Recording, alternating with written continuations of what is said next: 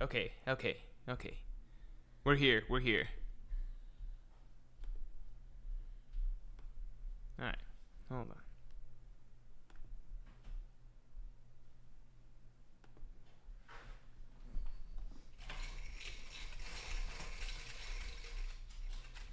on. Okay. Alright, everybody, how's it going? Sorry. Michael Bisley says I'm gonna sue him for something. Okay, alright. Alright.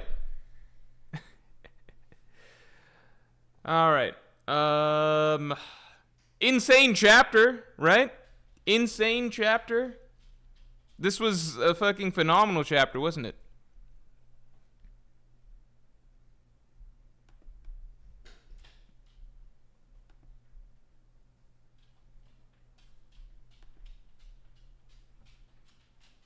Yusuf says, why does Morse look like a teenage boy now? Because I shaved. And I'm going to take that as a compliment because it means I look young. Akash Panda, thanks for the 5. If you had waited a couple weeks, Saturn defying Emu's order to destroy Emeth would have fit nicely with themes in your Egghead analysis video. That's true. Yeah, although Saturn did it just because, I don't know, fucking random-ass curiosity or some shit. Yeah. Yeah, crazy setup. Tom says, I'm so sick of how fucking negative our pirate folk is. Our pirate folk, that's, I don't know. I wouldn't know what they would have to say about this chapter. Wasn't this just a sick chapter? Saturn really thought he was going to get away with that failure. I'm going to be honest. If I'm Emu, I'm probably thinking, like, about killing all 5 of the Goresei, right? Like, you're probably thinking about that. But you can only do 1 at the end of the day, right? So it's really ultimately Saturn's fault. Because, like, if I think about it, I just remember when the Goresei all arrived. Yeah, to be fair, I think the Goresei were pretty fucking efficient when they all arrived, right? The tricky thing is that they all just went after different goals. And so certain goals I think they would have acquired even without... No, okay, let me think. Right, so the Goresei all arrived. Mercury and Jupiter are going after Luffy, right? Saturn goes after Mother Flame. Venus Juro takes care of Pacifistas. And then Mars is going after the broadcast signal. So technically it's ultimately Mars's fuck up, but Mars didn't get any fucking help, so it's not really his fault, right? J.K. Kane, thanks to the 2. Most brutal death scene in the manga so far, to be honest. Yeah. The way that was done was fucking insane. And I believe that's like a real death, right? And it's kind of to a character that really deserved it, so I don't think Oda had to, mince his, his brutality or anything like that. Dylon, thanks to the 5. 2 weeks ago, I submitted the Emu Kill Saturn prediction, so I believe this is my channel now. Whoever is right is the new Warge. Your words, not mine. I don't believe if I ever said that. But Emu Kill Saturn, was that... So the tricky thing is, was that for LBAF predictions? Because then you've got a really good shot. Was it for chapter 1125 predictions? I don't know if we had a... Did we even have a 1125 prediction stream? Emo made him suffer too. Good. He deserves to suffer. JWP, thanks to the 5. Makes a lot of sense why Oda didn't feel like making Saturn a threat in comparison to the other Goresei, and why he has been giving random emphasis to Garling. My video next Tuesday that I've already finished writing, it heavily covers this. I think that this was one of the best moves Oda could have made with regards to the Goresei as endgame threats.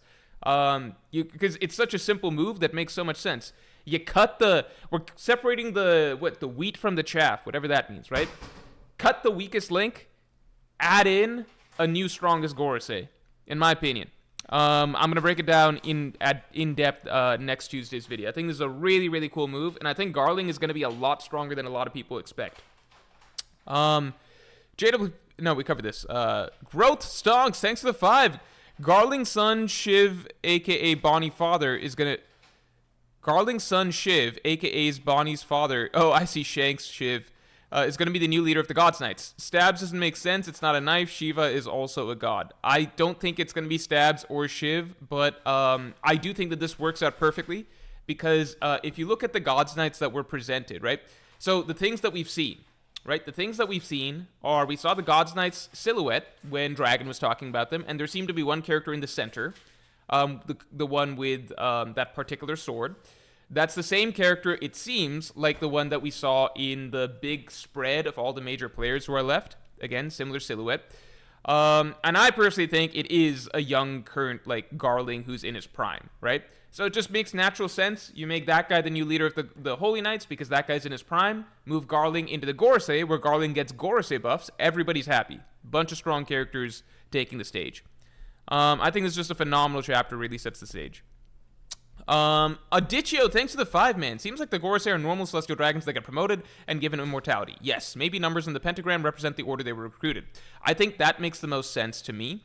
It would also follow quite a bit because the numbers in the pentagram most definitely do not represent strength, right? Strength, I don't mean to toot my own horn, but I was definitely correct about their strength order. Their strength order was just in order of planets. I feel like I was the first person who was talking about that. As far as I know, I was the first person who was talking about that. And initially there was a lot of pushback about that. And what do you know? Valkyrie is fucking clearly the strongest out of the 5. Saturn's clearly the weakest. And it just goes in descending order from there, right? But I do think the pentagrams representing the order that they were recruited could make a lot of sense. JWP, thanks for gifting a membership, man. Always appreciate it. Nicholas Leo, thanks. Say thanks to JWP. Seriously, man, always appreciate you coming through. And thanks for gifting another membership to Mello in this case. Blazing Blue, thank you for the 10. 2 things. It's interesting that the Vegapunks are headed to Witheria, which also has a rope that stores energy. Yeah, because as soon as the knot thing happened with Emyth, everybody was talking about Witheria. And what do you know? Like, it just loops back in here. Also, Jupiter's reaction to Garling seems very distressed. Perhaps he's a traitor. I did notice that too. I'm still on the Jupiter is a traitor train. I'm still on that train. I think we're just going to have to wait and see what comes of it. Also, let's get the stream likes up to... What are we at? Yeah, let's get the stream likes up to 100 real quick. Let's get the stream likes up to 100. We already got nearly 550 people in here. Andrew Anderson, thank you for the 20. This is a pretty loose thought, but with Saturn begging for his life, I just find it a really nice contrast with the D clan. Emu's group's immortality / fear of death versus the D's dying with a smile / acceptance of death. That is a beautiful point. Because it just shows such a stark contrast in terms of, like, those who have such sharp evil in their hearts, who are cowardly, always trying to cling to power, trying to have control, etc. Of course they're going to fear something like death, right? Whereas the D's who live free and without regrets and just they live life the way that it's meant to be led. Live life the way that it's meant to be lived. Of course they die without regrets, because why would you have regrets when you have nothing to be ashamed of in terms of the way that you live life? You live without fearing death. You live freely. So I do like that contrast a lot. Andrew Anderson, I think that's a phenomenal point. Thank you, man. Fatingo, thanks for being a Pirate King tier member for 23 months. That Pirate King podcast should be... I recorded it. My editor is on a vacation right now. He's on a trip. So that's one of the reasons that the stream in the first place got set up so last minute. I didn't have the thumbnail or anything like that. He's in the mountains as far as I know right now. And so he's doing his editing as he can in between. So it took a bit for me to get the thumbnail and everything for the stream. Pirate King podcast should be uploaded hopefully tomorrow, I believe. And I believe that he should be able to get chapter review and everything up at the usual pace. So, Fatingo, hopefully if you're looking out for the Pirate King podcast, just stay tuned a tiny bit longer. Despite this being a good call by Emu, it bums me that Saturn is the elder to go. Specifically when it comes to character design, Saturn is my favorite elder. The dreads, Kane, and that made him look so cool. I think Saturn serves very well his purpose as the big bad of this arc, being very distinctive in his design and everything. And I do think that in isolation, he has one of the coolest elder designs. The tricky thing is that I'm really excited to see Garling's design, because you just know that Garling's going to get a Zoan form, right? The one tricky thing with Saturn is that I do feel like once we really started to see more of him in combat, and contrasted that to the other Goresei, he did just start to feel more and more overshadowed, because it's just clear that he's the bottom rung on the ladder. Kino the Far, thanks for the 5. Hey Morge, hope all is well. Had a car accident and put down my dog 2 days ago. Oh my god. I'm not sure with your so I'm going to say I'm sorry and I feel really, really bad for you, but with your long history of making certain claims like this, I'm not 100% sure how seriously to take this. Leica, I'm still unemployed. I'm sorry, man. Okay, assuming that these claims are true, that is genuinely tragic. I'm sorry you're having such a rough week, but if they're not true, I'm interested to see how these stories continue. Does Nejuro have 2 rib cages in hybrid? Does he? Let me see. Venus Juro hybrid form. I think that the coolest Goresei Zone form is going to be probably... I think it's going to be you-know-who. Garling in a second. I don't know if it's 2 rib cages. I don't think I know enough about anatomy to say what the fuck this is. I guess it's like a horse's anatomy. That's my guess. I don't know enough about medical stuff. There's a reason I'm not a doctor, you know? Also, let's get the stream likes up to 100 real quick. We're right there. Akash Panda, thanks for the 2. Will Garling get Gyuki power or some other power? I fucking hope it's some unique power. You know, we can do a lot better. Because Saturn has a cool design, but like, the abilities itself aren't all that, you know? Like, Warcury gets crazy durability and shit like that, right? Like, I mean, none of the Goresei have insane abilities on their own in terms of their zone forms, but I feel like with Garling, there should be a bit more of a bang in terms of what he gets, you know? Fatingo, thanks for the 2. Shanks' evil twin will be called Pin Shanks. Alito5, thanks for the 5. Morge is late because he was busy mugging me. Oh, fuck, I'm being exposed. He was repeatedly screaming, something is coming, check the banner, as he did. Thanks for sharing, Morge. Something is coming. Wait till next Tuesday. And it's not the Wano analysis because, as I've said repeatedly, Wano analysis comes out later in September. But what's coming is coming on Tuesday. I think it's definitely something cool if you're a fan of the channel. DuckDuck20, thanks for the 2. Kuma likely dies on the boat ride to Elbath. I don't know how they do that in a dramatic fashion, but maybe there's a way, like some solemn final goodbye. Jack D. Slime, thank you for the 5. Do you think Garling will get the same power as Saturn or a new one? If so, any guesses? I personally don't have any concrete guesses, because I think that there was a lot of surprises when it came to the fruits or the forms that there turned out to be. Like, I think most people had guessed Saturn's form. I don't think people had the boar. And once you get down to, like, the Bakotsu, right, Venus Juro's form, it's not even a real thing, right? It's not even a known yokai as far as I'm aware. It's just something Oda made up. So I'm going to hold off on guessing Garling's, but I do think it'll be something different than Saturn's, specifically because, all of the Goresei's Zoan forms, they fit their own vibe, right? So it'd be kind of random if Garling just got the same thing as Saturn, because Saturn's fit his vibe. Also, I think it's just fucking funny as fuck that Garling is just now the warrior god of science and defense, but he's the warrior god of science when the dude probably doesn't know jack shit about science. Like, I thought before that Imu was appointing these warrior gods as the heads of their various departments based on their areas of expertise. Because Saturn clearly knew a shit ton about science. Like, he did some scientific shit himself. Like, he's the one who concocted, how to give Bonnie her devil fruit and stuff, like, in vitro, or I don't know the term, but, like, in the womb, I suppose. Like, Saturn's a man of science himself, right? But Garling is just this dude who's just he's just a fighter. He's just, like, a swordsman. And then Imu's just like, congratulations, you're now in charge of science for the world, the entire planet. Because that's the spot that opened up. It's just like, fuck, all right. It'd be like if you took Zoro and we're just like, all right, Zoro, you're now in charge of science for the entire world. You're the scientist, the top scientist for our planet. Obviously, Garling has York working under him, but I think it would help a lot if you have a man of science as the head of the department, because Saturn at least is able to communicate with Vegapunk on a certain level and understand a lot of the details and intricacies of his creations, whereas Garling's just a dude who is clearly not fit for his specific job whatsoever and has no scientific... I don't think this dude went to school. I don't know if they teach Celestial Dragons up there. Like, do Celestial Dragon kids have to go to school? I feel like that would throw off the whole vibe up there. Do Celestial Dragons have to go to school? Is Garling an idiot? Why is he in charge of science? Is Garling an idiot? Okay, let me just do a quick poll. Did Garling go to school? Yes, no.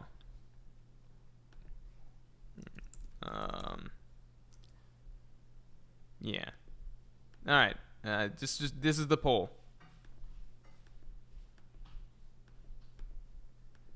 I don't think Garling went to school. I feel like it's unlikely if I had to bet. I just can't imagine the Celestial Dragons going to school and shit up there. And I'm just talking like basic school, like primary, like high school and shit. I'm not talking about college. I know Garling doesn't have a fucking bachelor's of science, that's for sure. Linskoff, thanks for the 2. Revs go after One Piece and Shanks, bro, promoted to leader of God's Knights. I genuinely think that that's a thing. I think that this is like whoever because like at this point, I think it becomes all the more likely that unknown swordsman silhouette dude that we've been seeing, right? I think that guy is God's Knight. God's Knight, new leader. He gets promoted to the head of the God's Knights. Because one, he was the guy that we saw at the head of the God's Knights when Dragon was imagining them, right? And two, he's the only unknown figure out of that giant spread of major players that we've seen.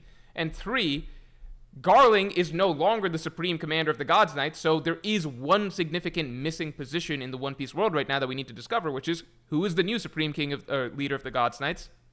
It's probably fucking Garling's kid, Shanks' other brother, or whatever the fuck. JP, thank you for the 50. Holy shit, man. Seriously, thank you so much. Thank you. I hope you enjoyed the chapter. I know I did. Your egghead analysis aged even better. Thank you. Even Saturn went against his leader's wishes on the Iron Giant. Out of greed of more potential power. You're putting pieces together for me. Out of greed of more potential power and paid the price. If Imu can't even control his most loyal servants, free will cannot be stopped. Fantastic point. Thank you so much, man. Seriously. And the distinction about doing these things out of greed rather that like that's what reaps you these sort of consequences versus rebelling out of, care for your common man, personal bonds, love, those sort of things. So, fantastic point. Okay, people seem to think that Garling went to school. So let me ask this. Do celestial dragons have school? I just don't believe celestial dragons have to go to school because like what do they learn? They're not learned characters. Do celestial dragons have to go to school? Yes, no. I can't imagine them going to school. They just don't seem like learned individuals, Also, let's get the stream likes up to 150 or 200 real quick. 200 real quick. Where are we at? Okay. Duck20, thanks for the 5. I firmly believe that Jupiter was promoted to Elder during God Valley. My hair is crazy right now. I firmly believe that Jupiter was promoted to Elder during God Valley and Figarland was rejected. I don't know about that. Because it doesn't really make sense because I think during God Valley, I mean, maybe it's possible, but during God Valley, right? One, Figarland is introduced as the champion of God Valley, right? So whether that means in the sense that he was he made a name for himself fighting on the Celestial Dragon side, or if it means that he won the literal competition, either way, it seems like Figarland is the most notable Celestial Dragon to kind of come out of God Valley.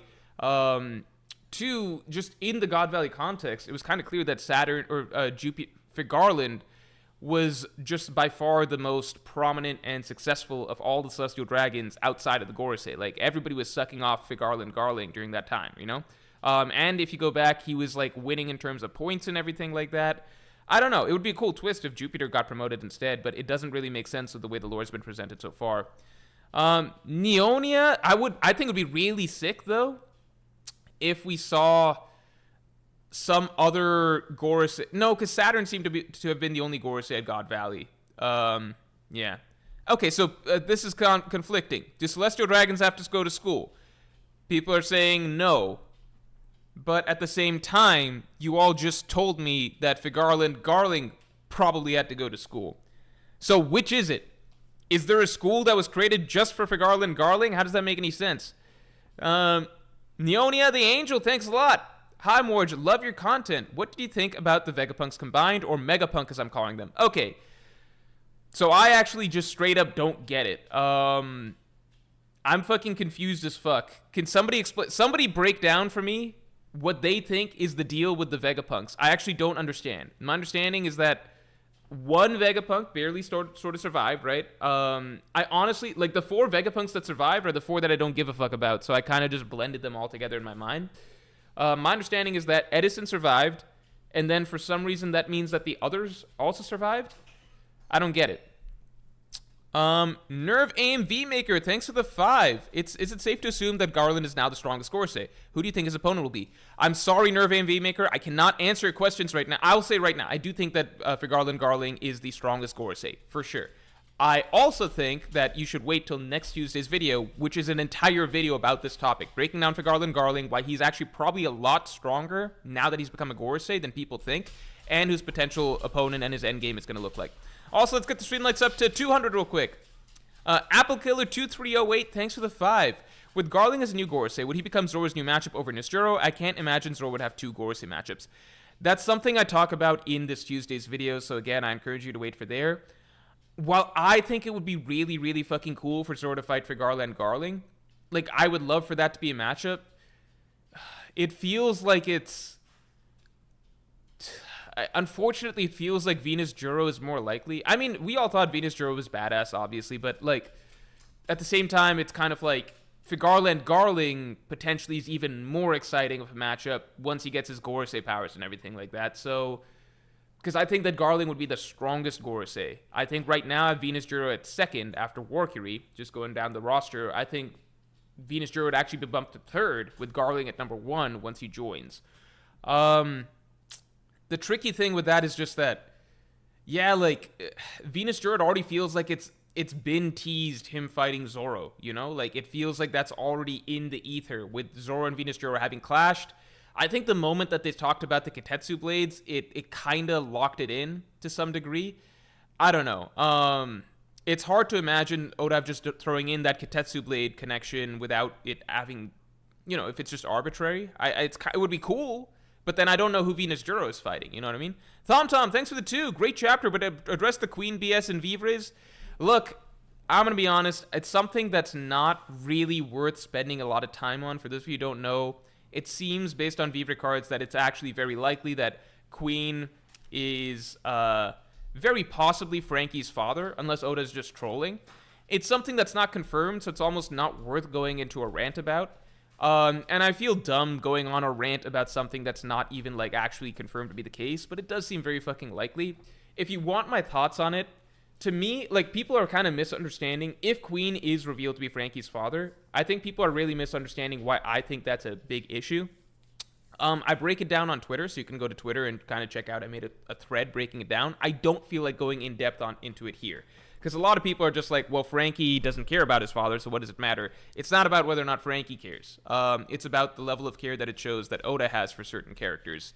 And it's not a big deal in isolation, but when you have Franky being an ignored character for literally like a fucking decades, right? Franky's been an ignored character. Hundreds of chapters of Franky getting jack shit. We hit Egghead Island, and it's like, this would be a great opportunity for something for Franky, and we get jack shit. And then on top of that, it's like the cherry on top of a lot of other things, if that makes sense. Like, on its own, it's not a big deal, but cherry on top of everything else, it's like, not fun to see. Ace, thanks for the 2. Hello from Saudi Arabia. Thoughts on new bounties? Ooh, so new bounties. So normally I'd be, like, 1, they should definitely get new bounties, logically speaking. But the tricky thing is that, while ordinarily I feel like new bounties are really hype because you get to see, everybody get their bounty increase and everything. This one I'm a little concerned about because I feel like with the bounties the way they are, it already feels like Luffy has a huge gap over the rest of his crew in terms of bounties. Not as bad as since Whole Cake Island. Like, Whole Cake Island, Luffy was at like 1.5 bill while the rest of his crew was sitting at like, I don't think any, like they didn't really crack 500 even, you know? Maybe Jinbei did, I forget. It's not as bad as that, but at the same time, it's just like the gap right now isn't that bad, but at the same time, I feel like Luffy is the one who did almost everything this arc that was notable. I could see, like what did Jinbei fucking do this arc to give him a bounty increase? I feel like nothing, you know? So, I just feel like it's another case where maybe Luffy gets a huge bounty increase and the crew as a whole kind of don't, which I would personally find disappointing. Like, maybe to get some courtesy increase, but nothing major. So that's my one thought on that. I feel like, I just don't think I would enjoy that if that's the case, but I might just be assuming something that hasn't, we'll see whether that actually turns out to be true or not. So if they all get increases, which I could see, because it's the entire crew rebelled against the world government, then I'd like it. Kino the Far, thanks for the 5. Sadly, all my sad stories are true. I have very bad luck. I'm sorry, man. I'm really sorry if you had to put down your dog this week, because I just remember, like, when I had to put down my dog Paco, it was just like the fucking, like, it was the first time in like I think that was the most I'd cried up till that point as an adult ever. Like up to, like as an adult, that was the most that I'd cried like in years and years and years, and it was like ugly crying, and I was like kind of screaming a little bit. Not scream. It was really, really bad. It was like a real breakdown. It was really bad. And when vets put your dog down, they don't tell you this. It's supposed to be painless, but it's like it's done in a way that's not comfortable, because the first thing they do is they do an anesthetic type thing, which just has the dog slowly just slump and lose all muscle control. And so like he's just lying there with his tongue rolled out, and he's trying to get up, but you can tell he can't. And then they do the thing that puts him down, and like it just, the whole experience just feels like it's very traumatic for the dog. It's hard to explain. So I'm sure it's physically painless, but I think mentally it's traumatic to them as it's happening. So I don't know. Anyway, as you're saying, Saturn's, so I'm sorry that you had to go through that, man. Saturn's last words were emu. Will the Marines question it like EPA in the Simpsons movie? Oh, shit. Will the Marines question it? I feel like the Marines, everything that they just saw should give them cause for alarm, right? Like, what the fuck just happened, right? So not even just the words that came out of Saturn's mouth, but the entire fucking experience should give them pause, right? Like, that was...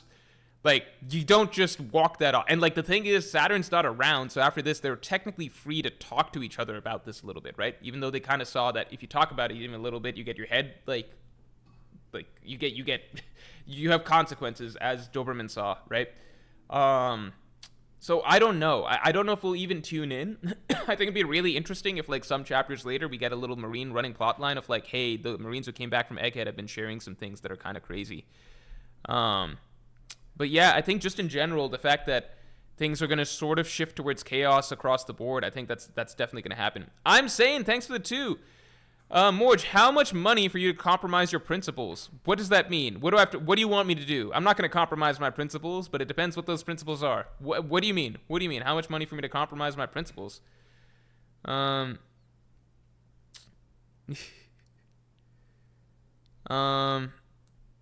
Isaac St. Charles, thanks a lot. Now best time for top 30. Rank Goresei individually. Yeah, you can rank the Goresei individually. Yeah, like now we have a good scale. Oh shit, now might be the best time. But the thing is, like, I want to do top 30. Give me one more chapter. Give me one more chapter. Because what if some crazy shit happens next chapter and it, like, you know what I mean? Like the lull period that's gonna happen is once Elbaf starts, because that's usually when we get a bit of a break in terms of, you know, like in terms of just like setup stuff. Like there weren't really fights that were happening, like power scaling fights that were happening at the start of Egghead Island. I guess you could say Law Blackbeard did shift around, did make me move Law a little bit up in my esteem. So I guess, I don't know. Let's do maybe next break week or something like that.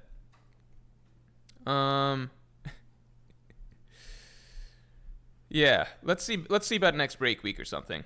Hold on one second. Sorry, I've got to pull up the whole thing. Yeah, this is a crazy chapter though. Yeah, can someone explain what they think happened with the merged Vegapunks, please? Because I genuinely don't have a good take on it. I don't really understand it. Titanium Dragon, thanks for the 5. Vegapunk needs funding when he could have been selling sex dolls. Homie got spare parts of a 9-foot-tall baddie. He could have unlimited money by now. There are so many ways that Vegapunk could have made money. Like, so many ways that Vegapunk could have made money. It's fucking insane. Like, so many ways the dude could have made money. But you need a plot point. You know what I mean? Like, you just need a reason for Vegapunk to be in the situation he's in, where he's, like, subservient to the world government. So funding is the reason, you know? I mean, to be fair, the world government funding allows him to do pretty much anything, so it makes sense. JK Kane, thanks for being a Yonko tiered member for 23 months. Always good to see you, man. So now that Saturn is dead and not in the Five Elders, what will the Blackbeard pirates be doing with his likeness? So I think that people were correct in that it will likely be used to help them take control of Seraphim or something along those lines. So it's more so that the authority chip purposes at this point. So maybe it'll be like Blackbeard and them can take over the Seraphim. It's hard to say. Kinro Bazaar says, I genuinely thought Merge Vegapunk was them just explaining to the characters that they share consciousness. The Vegapunks are 4 in 1 now, literally. But why? Like, what happened to the Stella Brain? Like, why? How are the like backups? Just consciousness transfers over? Okay, Newx7 says their personalities were uploaded to Punk Records, kind of like uploading data at iCloud. Okay, that makes sense. So what about the Stella? I guess does the Stella not make it? Does he make it? I think it's interesting because I like the way that Lilith was the one survivor, so it felt symbolic in a sense, and it was like, okay, goodbye to the other Vegapunks, but we still have Lilith, so symbolically it makes sense that she carries the rest of them with her, but instead the rest of them also just survive anyway, so I don't know. That is the Stella Brain, Stella dead, but it's not really, because the Stella seemed to have its own distinct sort of personality and line of thinking, even from the other Vegapunks. I don't know.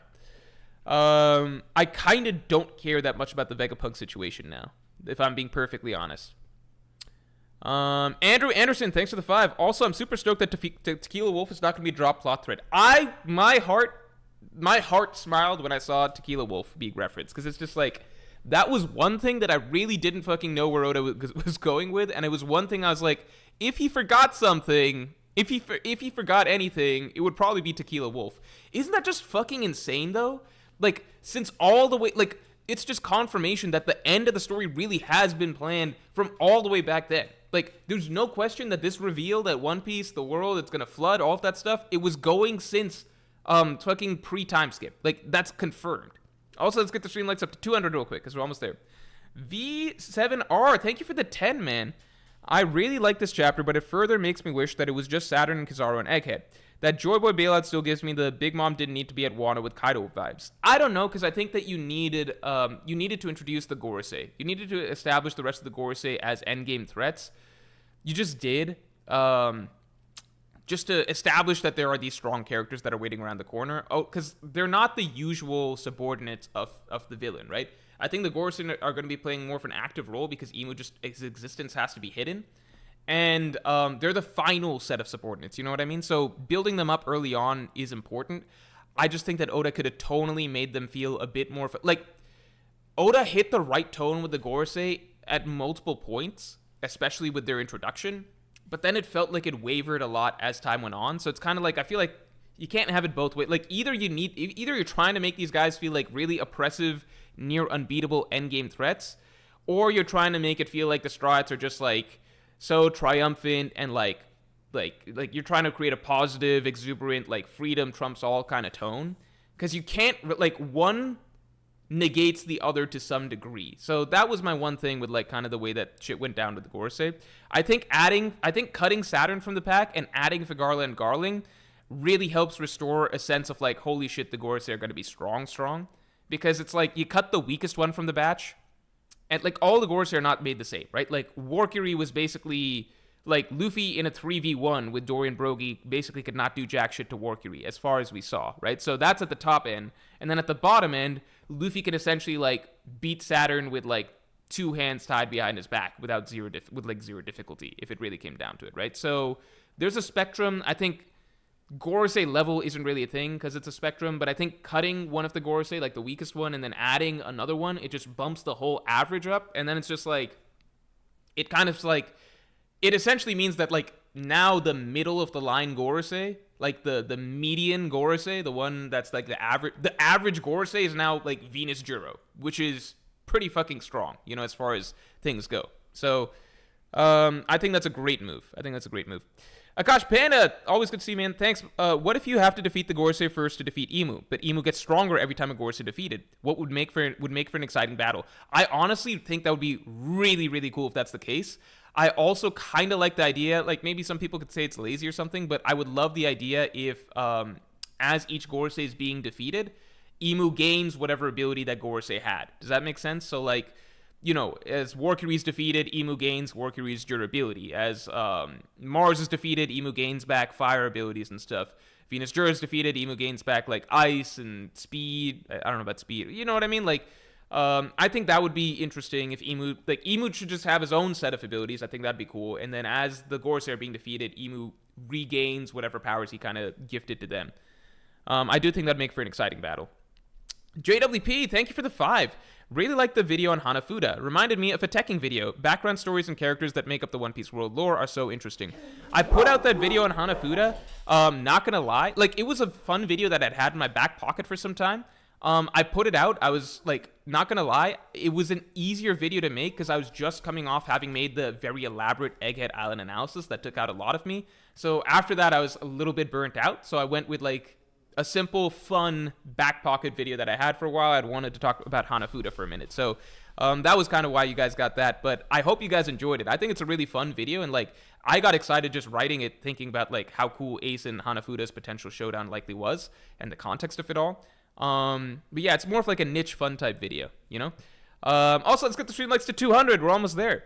Porsche, thanks for the 5. Sister York, will Witheria spread punk records across the world somehow? What is the point of punk records surviving? Maybe you'll tie Dragon in, Markman. So here's the thing with punk records. The entire way that it's framed, punk records and like what Vegapunk's dream was when he first explained it, it's the internet. He wants everyone to be able to share information, everyone to be able to access the same information, everyone to be able to input their information.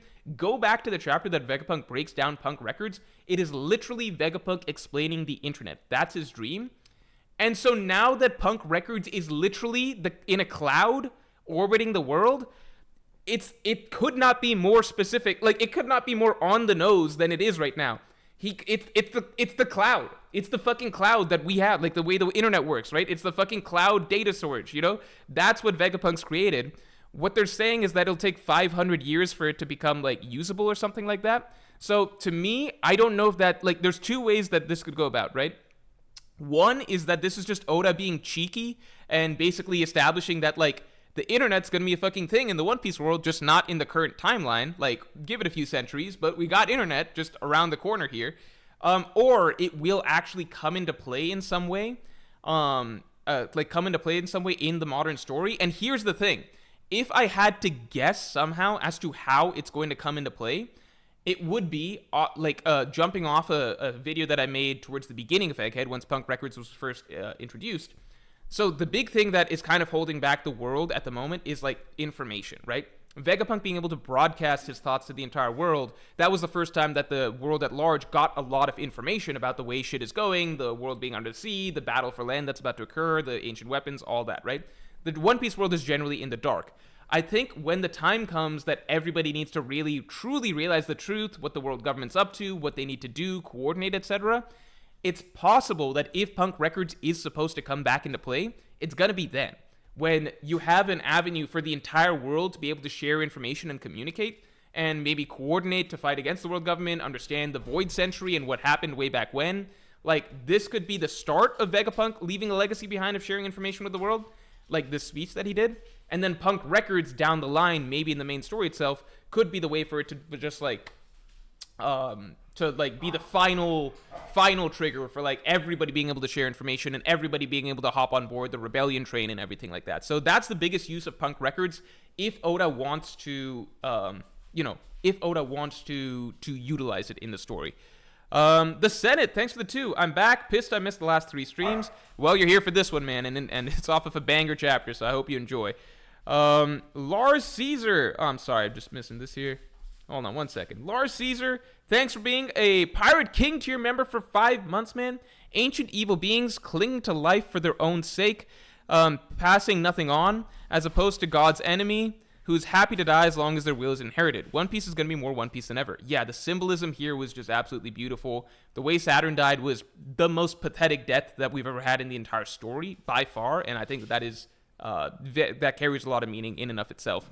I mean, like, the fact that Joy Boy, even after death, is able to have an impact on the world today because of the bonds that he made. Like, Emeth made these bonds with Joy Boy, so Emeth can kind of carry on Joy Boy's will into the modern day. Whereas when Saturn dies, Saturn's just dead and gone, and he's his position, all of that shit is just casually passed on to the next person who just wants to take his role. Garling.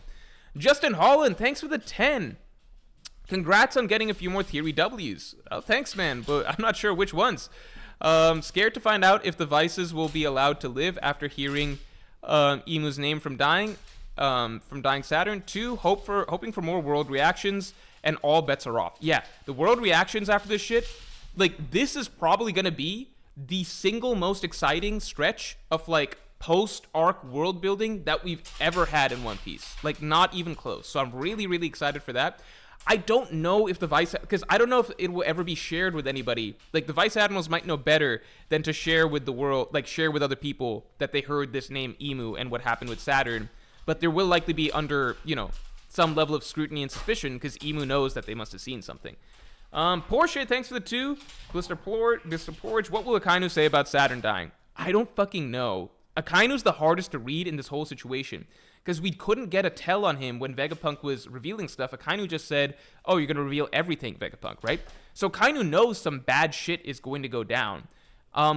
So far, his views of what to do have been in contrast with the Goresei. So I wonder if all of this just shifts more towards Akainu down the line wanting to push back against the world government more. The final, and maybe even breaking free from the world government. The final storm, thanks to the 5. Love the reveal of the 4 wolves and Vegapunk's connection with Witheria, and the potential of what Doberman went through could bring. Also, the potential of what Doberman went through could bring. I don't know if the Doberman thing's going to lead to anything big, but, like, it has the potential to for sure, because there's already been seeds sown in the, in the fucking Marines of, like, dissent and people being uncertain, and it's just like, if Doberman's thinking this, who's a vice admiral, you know lower-level Marine grunts are going to be thinking this shit. You know people in Sword are going to be questioning shit. So I'm definitely very excited to see the dissent that could potentially take place among the Marines themselves. I want to know what the fuck Kizaru's going to think of all this. You know? There's a lot of interesting stuff to come out of here. But the 4 wolves, I'm so happy Oda readdressed Tequila Wolf, because it's just like, that was a hanging thread that hadn't been mentioned in a long time. Like, that's a name we haven't heard in a minute. Also, let's get the stream lights up to 250 real quick. Black Lightning, thanks for the 5. How do you feel about King being a masked swordsman in his Vivra card, and apparently he loves collecting swords? I didn't realize that. So, like, look, I think we don't need to get too nitty-gritty with our definitions of swordsman, right? Like, I mean, even if King kind of, like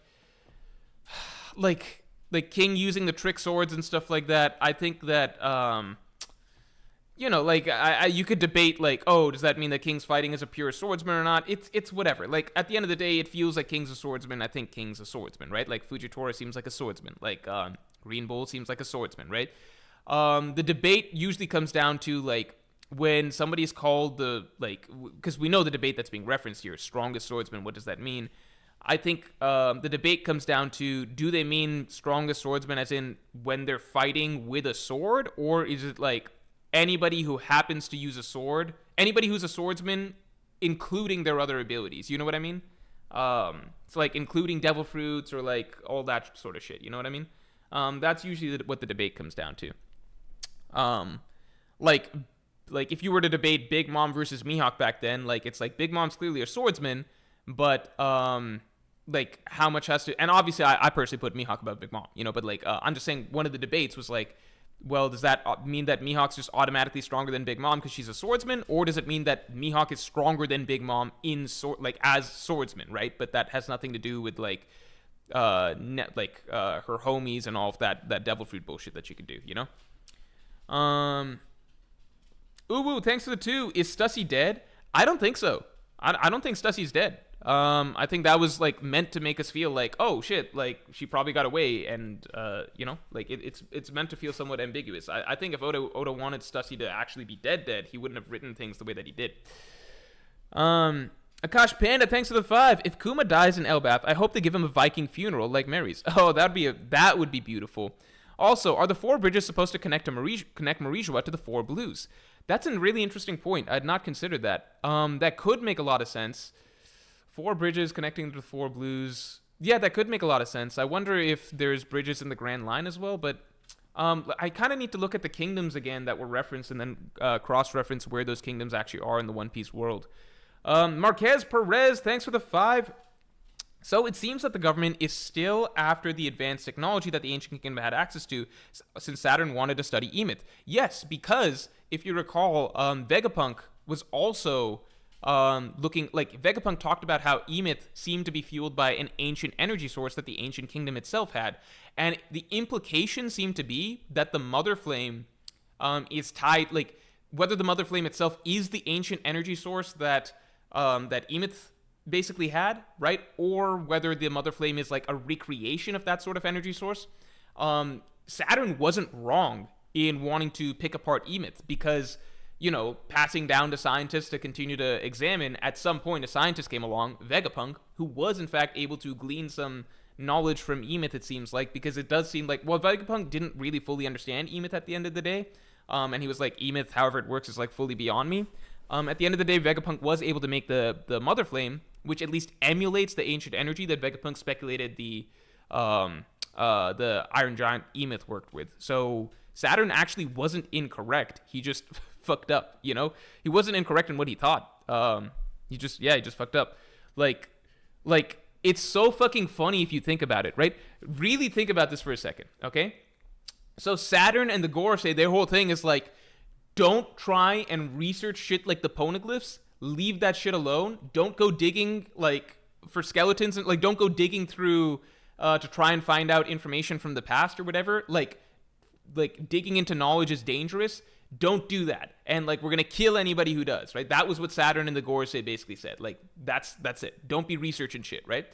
But then when it comes to Saturn himself, like when he gets his hands on something juicy like this Iron Giant, this mysterious Iron Giant, like he knows that he's not supposed to research into this, right? He knows that's not allowed or whatever. And then you know what he does? He does it anyway. And guess what happens? Like he gets fucking like he rebels in the exact same way that he told everybody else below, like he was telling the rest of the world not to rebel, right? And he gets his fucking just desserts for being a hypocrite. Also, it's really, really fucking interesting. Hold on, this is really interesting. So you guys know that the Goresei is traitor theory, right? So one thing that this tells me, this whole incident, is basically, hold on.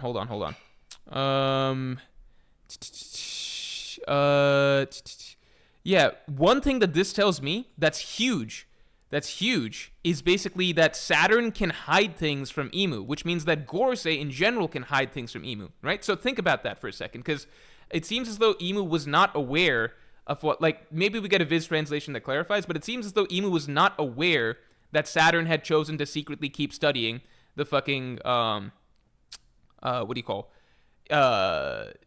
he wasn't, you know what I'm saying? Like, Emu wasn't aware that Saturn had chosen to disregard orders and continue to study the ancient robot, right? Which means that the Goresei, even though there's telepathic connection between all five of them, they can hide information from Emu, right?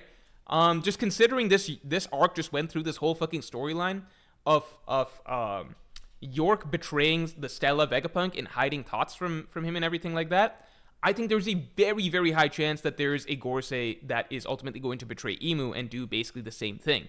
I mean, because even just this chapter had a strong parallel in that the chapter was about the natural transition of these sort of satellite bodies that the creators have, right? Like, it's about the Vegapunk bodies basically reassembling and, like what does death even mean to beings like us or whatever? So, like, these Vegapunks are able to continue to survive even after the creator's death and work independently from each other and stuff like that. And then it's kind of paralleling, like, the Goresei as these sort of subordinate bodies to Emu that are, like, being swapped out one after another. It's not the same thing, but you can see a lot of parallels between what the Goresei represent and what the satellite bodies represented to Vegapunk.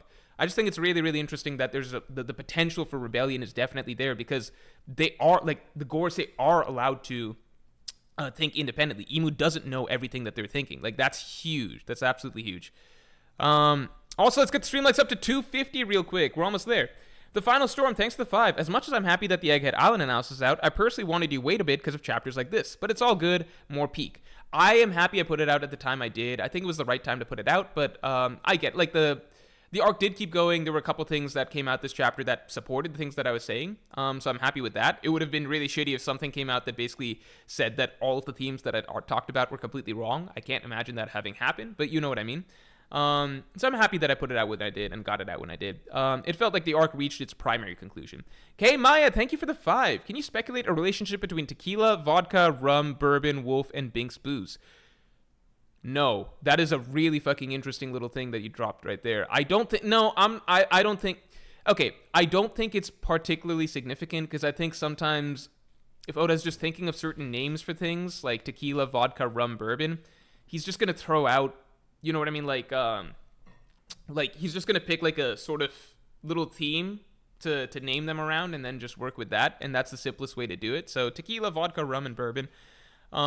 Binks booze, I would put in a. I think that might be something totally separate because I don't think that the world government would want to name those bridges after things like that that are tied to something that is more piratey and like possibly related to Joy Boy. Duck 20, thank you for the 5. People are downplaying the elders. One of them can probably kill all the Straw Hats together besides Luffy.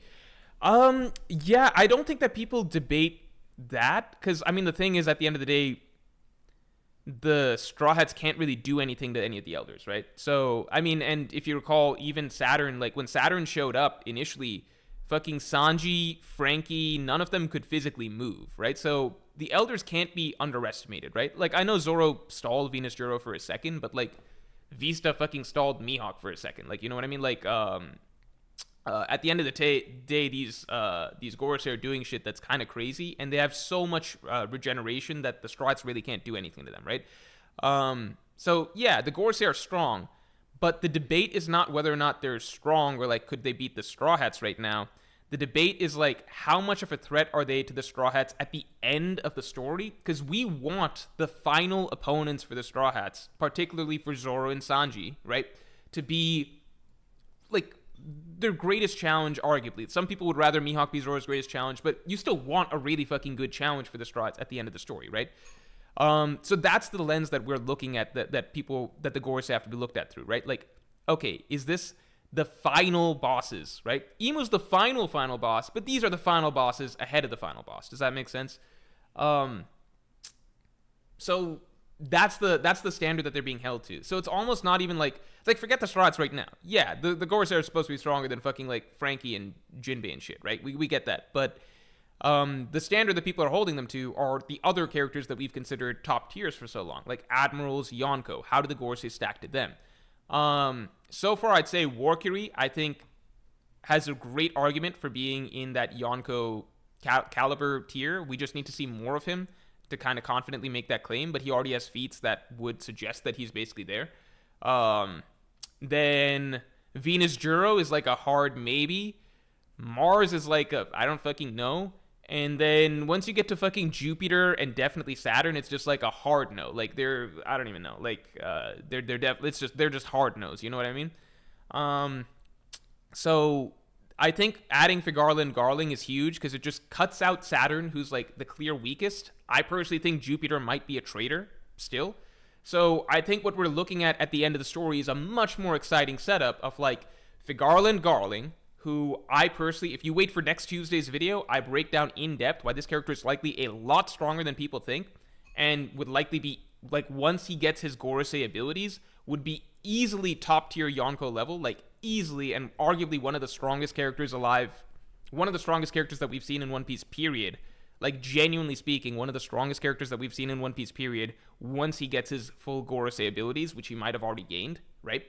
So one for Garling, two Warkiri, who seems to be in some ways like a Kaido Big Mom-esque figure, potentially. We need to see a bit more before we confirm that. Then you got Venus Juro, who is likely also maybe Admiral Plus or something like that in that area. Maybe Mars also around that area. So you've got four characters who are at the level that we would really like them to be. So I think that's the direction that we're really, really heading towards. So yeah, like, you get what I'm saying? I think the Goresei, maybe some of them are not as strong as people wanted right now. And I think if we'd seen a few more, like, feats, that was the tricky, like, that's what I'm trying to explain is the tricky thing with how Oda handled the Goresei here, okay? Because you need to establish the Goresei as significant threats right here, right? But then at the same time, this is an arc where the Straw Hats are not supposed to lose. They're supposed to get away with it. So if you were to go back and kind of examine, like, how did Oda establish that fucking the Admirals are a huge threat, right? Aokiji fucking wiped the floor with all the Straw Hats. Kizaru wipes the floor with, not, or like he almost wipes the floor with all the Straw Hats, right? Like, how do you establish that the Yonko are threats, right? Like Kaido fucking one-shots Luffy right off the bat, you know? Usually you want the characters to come in that you're establishing as these these significant villains or opponents and get big wins. The problem with the Goresei is that they were included first and foremost in an arc where they were not supposed to win, and Oda didn't want to make the Straw Hats look too bad because it's an arc where they're supposed to succeed as an Emperor's crew. So it's two contradictory narrative elements that you're trying to establish here, right? So that's the tricky thing, which is like if the Goresei just came in and like if you just write it instead like, oh shit, Luffy can't hurt Warcury, so like he and the Dory and Brogy are like seriously under a lot of pressure and they're having to run away, and like change the tone to, instead of them like laughing while running away, being like actually scared and freaked out. Not scared and freaked out, but like, you know, stressed out, you know, actually feeling the pressure as they're running away.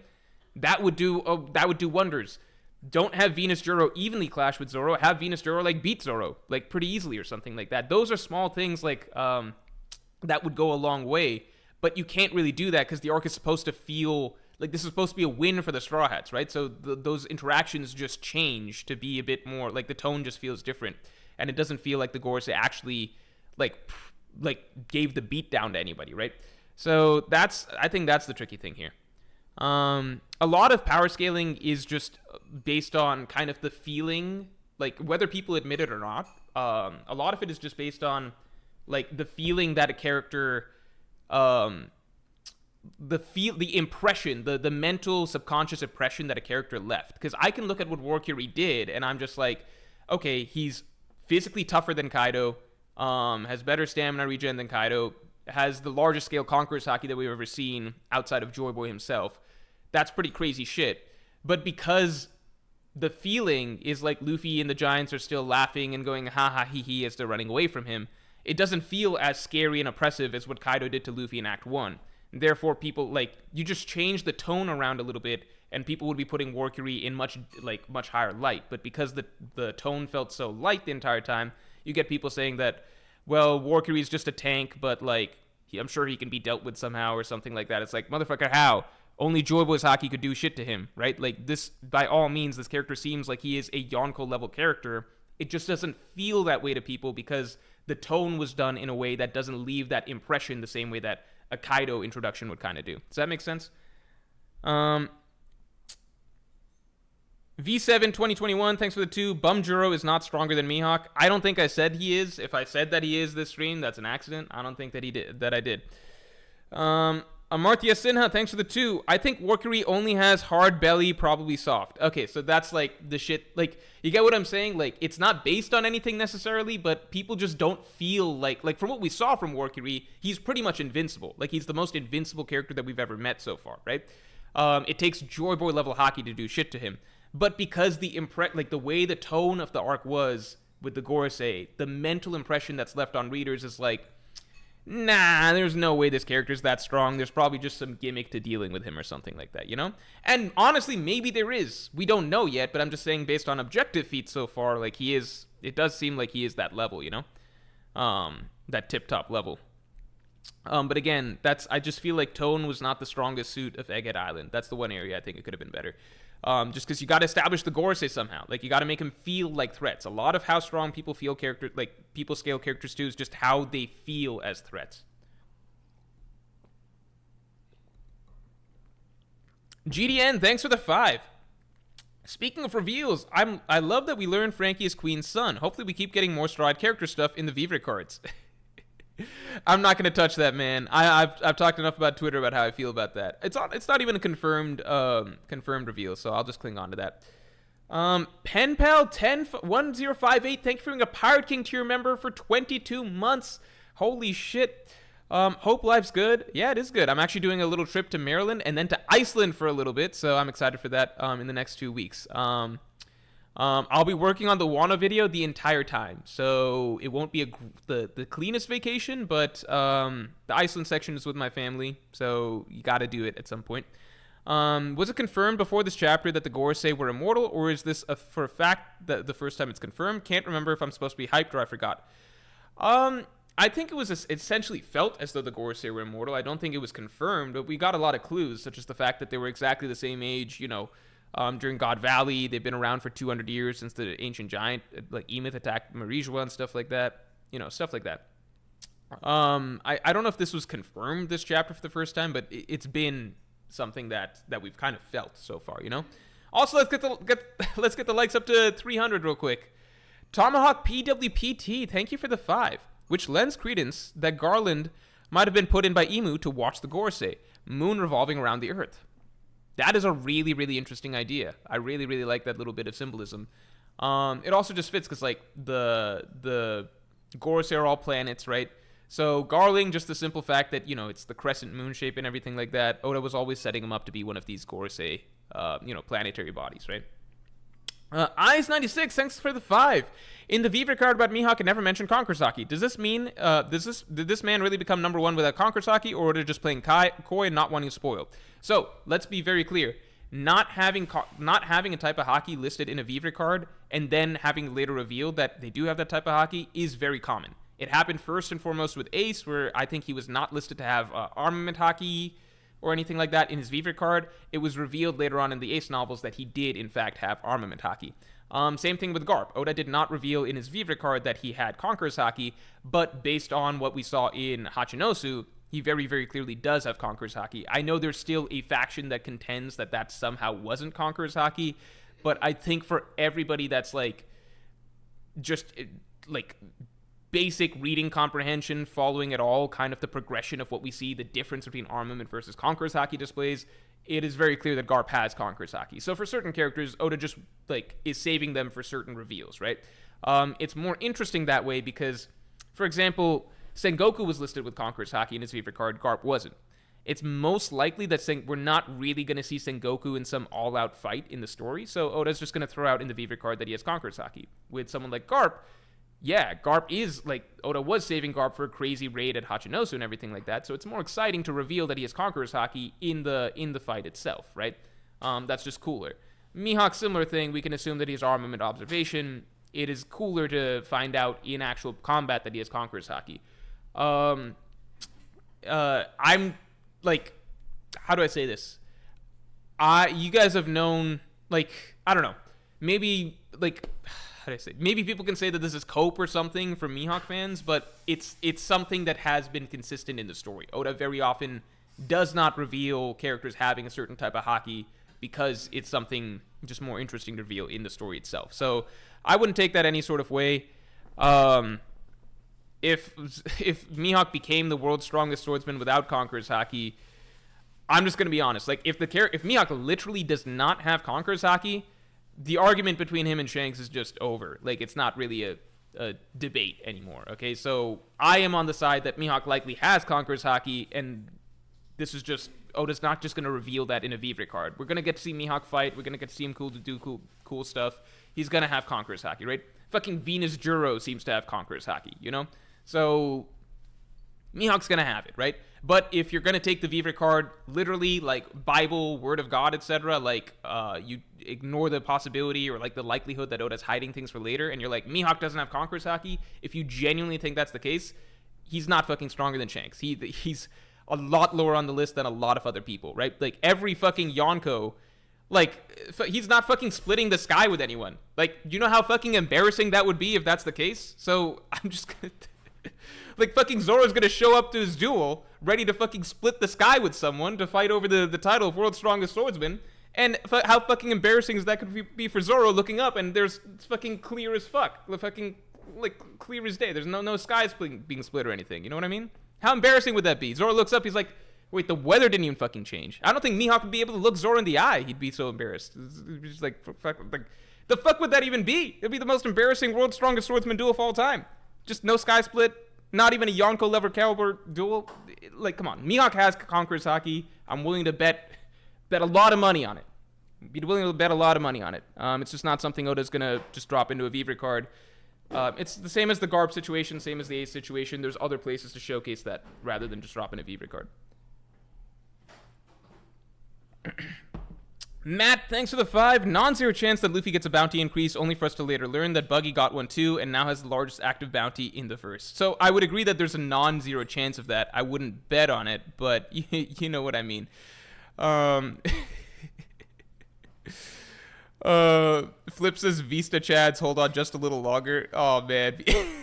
That Vista duel is, if there was no Conqueror's hockey for Mihawk, that Vista duel is starting to look more and more like a legit duel. I don't know what to say.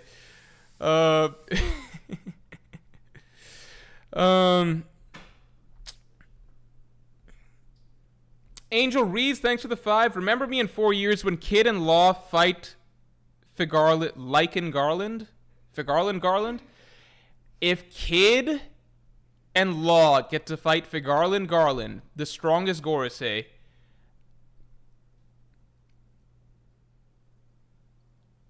I can't even... I think you actually just broke me... You broke something in my brain right there, I think. If, like, it actually is making me sick thinking about the thing that you just said. It wouldn't make me... That is one of the...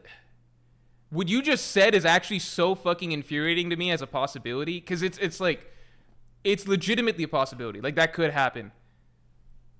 The more I think about it, the more I think it's possible that could be a thing. Oh my fucking... I just hate even the thought of that, because, like, I'm so hyped about Garling right now. You know what I mean? Like, just like the establishing of this character as a Goresei, the potential of him as like a future endgame threat, the potential of him being like Imu's #1 strongest servant. The possibility that he's actually just an opponent for like fucking Mid and Bum to fight. It's like when it happened with Big Mom, it was a fucking joke and they couldn't even do it right, and it took TNT in the end, right? TNT and Gravity, right? And it was just a fake, false, dumb fight that had no satisfying conclusion and was just a bunch of bumbling idiots lucking their way into a Yonko defeating herself, right? We all know that. That's an established canon fact, right? But at least in that case, it was just Big Mom. You know, it was just Big Mom who we already felt, like, in general, Big Mom already felt like kind of a lame character in a lot of ways as far as Yonko go. At least as far as Yonko go. Not lame, but, like, I think people didn't really respect Big Mom in a lot of ways, right? And she already felt like a bit of a clown in many ways, right? So it was almost acceptable. It was like, okay, I think it's lame that Mid and Bum get to fight her and technically claim that they beat her, but it's whatever. But for Garling, this character has made me so much more hyped for the Goresei, like, so much more hyped for the Goresei. Like, the potential of this character is off the charts, how strong he could be. Like, he could present, like, a different type of threat than anything we've seen before. Again, my Tuesday video is going to break it down. For it to just be fucking Mid and Bum, like, they're not even fucking Straw Hats. They're not, like these old school legends like Shanks and Dragon. Like, they're just fucking, like, characters just forced into the story that nobody fucking asked for in the first place. Like, nobody, when we were entering the New World, I fucking swear to God, I don't think there was a single person out there who was saying, like, hey, you know what, instead of the Straw Hat Pirates being, like, the main characters, what if instead, like, we just pick 2 of the fucking Supernova and just force them obtrusively into the story and have them take, like, 50% of the spotlight all the time. Like, I don't think anybody was thinking that pre-time skip. Like, oh yeah, you know what? Fuck Zoro, fuck Sanji. The real wings of the Pirate King aren't even on the fucking Pirate King's crew. It's just these 2 fucking random-ass bozos who, like, get carried by Luffy's cred, like, the majority of the time. I don't even want to think about that possibility. That actually pisses me off so much. I'm not pissed at you, Angel Rees, but the thought has pissed me off. Dugman11, thanks for the 10. Few things, 1, R.I.P. Bozo, hashtag Saturn Pack Watch. 2, what will Blackbeard Pirates do now that Saturn is dead? So copying him may be useless. 3, is there a link between Vodka Wolf and Vodka Kingdom, where Kaido's from? I don't know if that's literally just, I gotta look up, I'm gonna be honest, I gotta look up again where the fuck Kaido, like, his Vodka Kingdom is situated, if that was established. I thought it's in the New World. I think that might have just been Oda doing a simple naming scheme of tequila, bourbon, vodka, just not putting too much crazy thought into that. It's just establishing the fact that they're all these bridges that we can understand easily for the reader that they're all the same thing, right? Because if he had, I think just establishing that they're all the same thing, I think is a simple way of doing that naming. I agree. R.I.P. Saturn, Bozo, Backwatch. What will the Blackbeard pirates do now? I think that it is more so related to the Seraphim, I think, at this point. I think being able to take control of the Seraphim or Pacifistas, I think it's the authority chip that's really going to matter there. JWP, thank you for the 5. Power scaling is heavily based on the feelings they give off to the viewer and other characters. In other words, their aura. I mean, portrayal is a thing. Portrayal is a thing, but yeah, aura is a thing as well. Lots of times, all it takes is, a really badass design for people to latch on to certain characters, that's the reality of it. How badass a character... if you talk about... think about it. Kaido and Big Mom, right? Kaido and Big Mom. Let's be real. Kaido and Big Mom, they fought straight up, one-on-one for an extended period of time. It was over a day, right? For a long-ass time. It was dead even as far as was shown. Literally a dead even match as far as was shown. It was established that they were literally trying to kill each other in that, and they both reiterate that they were trying to kill each other during that fight. It's basically a dead even match between the two, right? By all accounts, Kaido and Big Mom scale to each other. They should be right there, neck and neck, right? You can say that Kaido is probably stronger, right? He's probably stronger. He's the one that has the reputation of world's strongest creature and everything like that. It's most likely if the fight went on ad infinity or something like that, 10-day duel like a Kaino Aokiji, at some point, Kaido would have gotten the better of Big Mom, right? That is very likely. However, what Oda's establishing with that fight is a pretty clear, unambiguous scaling, which is that you're supposed to view these characters as essentially scaling to each other, right? There's no point to do that duel in the first place and make it so clearly dead even, unless that's the purpose of the duel, right? It's the scale that these two are basically, it's establishing for the reader that these are the same, essentially, right? Maybe Kaido's 1% stronger, something like that, and that would show if they fought for long enough, but for all intents and purposes, it's essentially Kaido and Kaido, 2 Kaidos, right? Kaido and Big Mom, okay? So, that's what's shown. However, because over the course of the series, Kaido is genuinely displayed with a lot more quote-unquote aura, and he's generally made to look cooler and feel cooler and has a cooler design and does and says cooler things, right? Whereas Big Mom is more so of a bit of the more bumbling idiot clown category, right? In terms of just generally doing stupid things, acting in stupid ways, getting kind of jobbing to a lot of characters that she really shouldn't job to, come on. Franky, Robin, and Jinbei, and Brook, come on, you can do better than that. Just, Big Mom's just portrayed with a lot less aura than Kaido.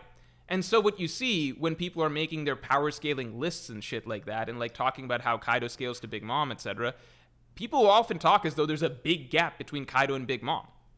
You'll see lists where, Kaido would be, here, top 3 or something, and Big Mom's, rounding out, the bottom 10, or, 5 or 6 spots lower, or some shit like that.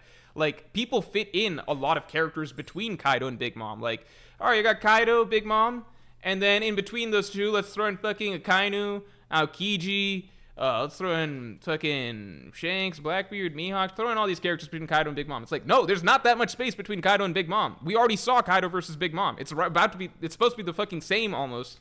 But again, Big Mom has almost 0 aura compared to the rest of the Yonko, so people place her a lot lower than she probably should be. Realistically, roughly wherever you're putting Kaido, that's roughly wherever Big Mom is supposed to be, just knock her down a tiny bit. But that's just how much aura and impressions can affect people's power scaling. People don't really think through, everything that a character has done and where exactly a character is being scaled to, because Oda exactly scales Big Mom to being just about as strong as Kaido, right? People will kind of, do you know how often people even reference that fight? Almost never. I almost never see that referenced. People just kind of just say, yeah, Big Mom, she just doesn't feel as strong. There's let's talk about, random other shit, but they almost never reference the thing that was the most clear, concrete example of how, in a 1v1 duel against another top tier, she's supposed to be, right? You guys get what I'm saying? Jacob Regala says, I disagree, Big Mom has aura. So maybe she has aura to you, but I'm just saying that for a lot of readers, she doesn't have aura, and for that reason, people kind of just straight up forget how her scaling is actually supposed to be. Elite Cap says they weren't fighting Sirius at full power, it was just base form. That's true, but here's the thing. I would argue that Big Mom's Devil Fruit is significantly stronger. Not significant. I would argue that it's stronger than Kaido's Devil Fruit. Personally, I still think Kaido would take it in the end, but if you want to play that game, I think just generally speaking, the things that we've seen Big Mom's Fruit do, it's just a lot more versatile and powerful than Kaido's Fruit overall. Kaido's Fruit is a stats buff, but it's a clear stats buff, but at the same time, that doesn't increase things like his Haki, as far as we can tell. I don't think his Zoan Fruit increases Haki. Probably makes him a lot faster, more durable, things like that. Obviously, I think Kaido takes it in the end. I'm not trying to argue that. Kaido also has his big finisher move. But I'm just saying that, if you really want to get down to it, then, yeah, Big Mom, she was, keep this in mind. Big Mom could have also done the thing. If Big Mom needed, just remember how versatile Big Mom's Fruit is, right? Because she can do all of that stuff with homies, fire, lightning, mercy, all of that shit, right? She can do all of that shit. Flight, creating tidal waves, all sorts of crazy shit, weather. But then on top of that, she can stats buff herself too. Because Big Mom can consume her own lifespan if she wants to, and that's how she went giant mode against Kid and Law, right? So Big Mom can give herself, the Big Mom that was fighting Kaido in base, she can give herself that stats buff as well, right? She can become a lot physically bigger and stronger as well. So, ultimately, you can split hairs over whose fruit is better, but if they both can give themselves a stats buff, they can both get elemental boosts and stuff like that. Big Mom arguably has more elemental abilities than Kaido. Kaido probably has a slight stats advantage on her, even if Big Mom's using her lifespan ability or whatever. But the point is, at least in base, they're pretty much exactly equal. And then in terms of fruits, their fruits are both really fucking strong. I would argue Big Mom's is possibly a little bit stronger. Anyway. Yeah, Big Mom can absorb souls to heal herself back up. Kaido probably has better regeneration. The point is, they're supposed to be roughly close to equal. Anyway. Anyway. Dick So Small, I piss on my balls, thanks for the 10. You can't compare portraying the Elders to portraying antagonists from before because the Straw Hats are at a level where being overwhelmed like those orcs should never happen again. That's true, but no, that's not true. That's not true. It's only true if, how do I say this? It's only true in sort of if you want to say in the narrative sense, right? You're saying that narratively it should feel like the Straw Hats aren't going to be underfoot to anyone from here on. You could make that argument. However, if you're saying that the Straw Hats should just be too strong to be overwhelmed by characters again, that's flat out false. Because the Elders, at the end of this arc, they nearly straight up destroyed the Straw Hats, right? It seemed without Joy Boy's Haki bailing their asses out, the implication was that the Straw Hats are in a heap of trouble at this moment with all of the Elders coming down on them, right? Luffy is the only Straw Hat that is above Elder level right now. The rest of the Straw Hats are clearly below Elder level. If Oda wanted to, he could easily have had the Elders wipe out the Straw Hat crew. He didn't. He had Joy Boy's Haki save them, right? Any individual fight that the Straw Hats had with the Elders, that could have easily been portrayed as you don't have to have Venus Juro stall, Zoro stall Venus Juro. Venus Juro is Zoro is going taking a fucking hour to just fight Lucci. You could have just had Venus Juro beat Zoro or something like that, right? If you're saying symbolically that stuff shouldn't happen anymore, that's its own argument, right? But if you're saying functionally the Straw Hats are just too strong now for 5 Goresei or any group to beat them, that's not the case. The Straw Hats could have been beaten by the Goresei here. Oda just chose to save them. Now, if Oda had wanted to really hammer in a sense of atmosphere and tone and hype for the Goresei, he could have drawn out a section of the story where the Goresei have overwhelmed the Straw Hats and then had Joy Boy's Haki save them. But instead, Oda finally, after an arc of basically the Goresei, the Straw Hats kind of not really being oppressed too bad by the Goresei, finally Oda lined up all the Goresei together, had them jump the Straw Hats together. It seemed for one moment that the Straw Hats were in trouble, and then they get bailed out, right? So that's the issue, which is that the opportunity was there to establish them as threats, but Oda decided that it's just not the right time, it doesn't fit with the tone that he's trying to establish for the Straw Hats in this arc, right? So there's two options there, because I do understand that. One, just don't introduce the Goresei, no, really there's only one option, which is basically don't introduce the Goresei against the Straw Hats. Introduce them against some other cast of characters that they would be allowed to dominate, right? Because if it's for tonal reasons or symbolic reasons that you don't want the Straw Hats to get dominated by another group of villains, just have them fight somebody else. They can establish their threat in other ways, right? As soon as you throw in these endgame final boss villains and have the Straw Hats just slip away unscathed without ever really having too much difficulty, it doesn't establish a sense of impact for the viewer, a long-term impression that, holy shit, those guys were a problem.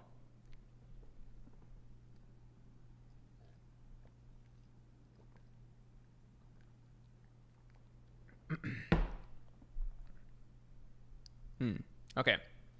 JP, thanks for the 5. For the first time that I know of, we see Marijua shrouded in cloudy nighttime, which fits the tense low point the Goresei and Emo are experiencing. That's a really good point. I like that. Thanks, JP. Abyssal Leviathan, thanks for the 5. Do you think there's any significance that Garling sat in the exact same pose as Akainu at Marineford and is drawn identically? No, I'm going to be honest, I did not even recognize that or realize that. So maybe there is significance there, but if so, I'm missing it. Dark Gamer 123, thank you for your first super ever. I appreciate it. It's not something I've seen a lot of talk about, but I hope Sabo gets to defeat Akainu. I, of course, hope Luffy gets a couple punches, but Sabo gets the W. So thanks a lot for your first super ever. I appreciate it. I'm always going to maintain that I think that there is infinitely more story buildup and significance and meaning to Luffy fighting Akainu and defeating Akainu than Sabo.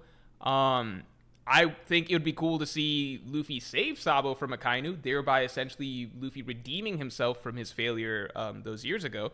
But so I could see Sabo going up against Akainu and then being saved by Luffy. But I think in terms of who actually defeats Akainu, I think that there's Akainu. To me, Luffy versus Akainu is essentially as built up and thematically and narratively significant and established setup in the story as Luffy versus Blackbeard. Maybe that's a slight exaggeration, maybe not quite as much as Luffy versus Blackbeard, but it's just right there, just a hair below.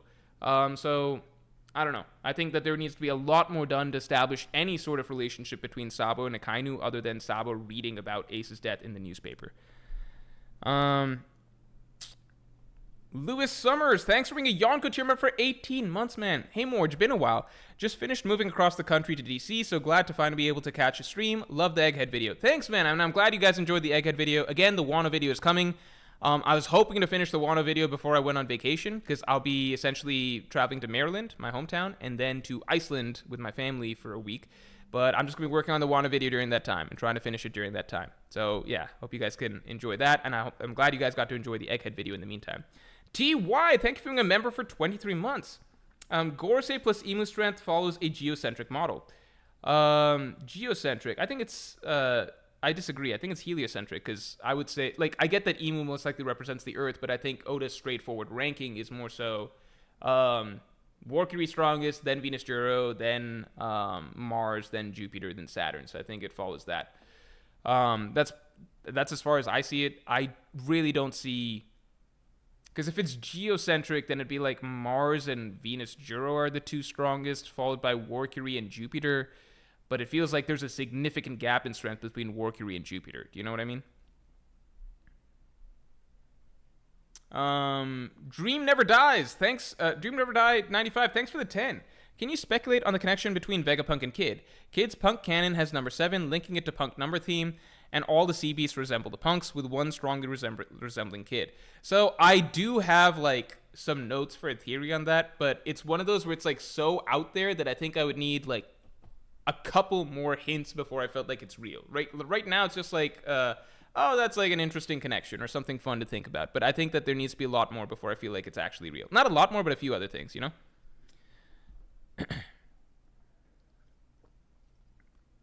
June says Garling is the moon now, so he's closest to Emu. I mean, you could argue that, but I'm just saying that, how to say? I think Garling is the strongest, but I think that with Garling being introduced, you could argue that, how how to say this? I don't think Garling being introduced and him likely being the strongest just negates just the clear hierarchy that kind of existed with the Goresei beforehand. Because I think Warcury was very clearly the strongest. Like, there's a reason that Oda had Warcury being the one that Luffy was struggling against and was chasing Luffy down the whole time. And that, like, in a fucking 3v1 with Luffy, Dory, and Broggy, all three of them were struggling against Warcury, right? I think it was just clear that guy's number one. Venus Jura number two. Then Mars seemed to be the third most competent, and then you're just going down the list. Like, Jupiter, clearly not as competent as those three, and then Saturn, not even close, right? Garling being, like, I get that Garling looks like the crescent moon, but even just saying Garling represents the moon, I don't know if that's even, like, definitive, you know what I mean? Like, I think we're at a point where Garling might not necessarily have to represent a planet or a planetary body. You could say he represents the moon, and that's its own special thing, but we're past the point where I think that, like, you now need, like, I think he falls into his own, he's new, right? So he's just going to fall into his own place in the hierarchy, I think, at the top. Like, he's his own special category, if that makes sense. V7 2021, thanks for the 2. Nesjuro will lose and be replaced before Zoro versus Mihawk. The thing is that, like, being replaced isn't so easy because for Garling being replaced, that was a process that, like Garling was a legendary Celestial Dragon warrior, like the supreme commander of the Holy Knights, their champion at God Valley. Like, he was a legendary Celestial Dragon for, like, decades and decades before he got that promotion, right? I don't think there's just other Goresei lying around that are ready for promotion that would be stronger than the existing Goresei.